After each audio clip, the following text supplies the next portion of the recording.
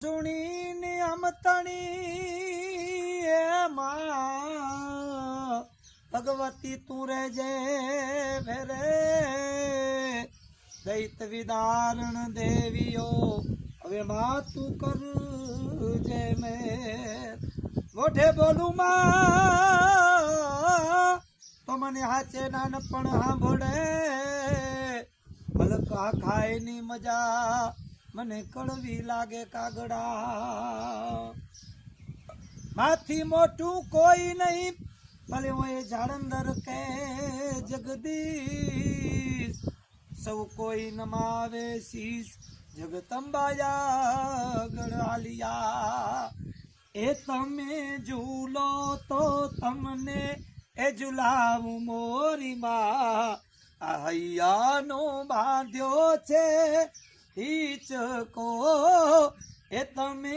ઝૂલો તો તમને ઝૂલાવું મોરી માં હૈયાનો બાંધ્યો છે હિચકો એ તમે હિચો તો તમને હિચાવું મોરી માં હૈયાનો બાંધ્યો છે હિચકો।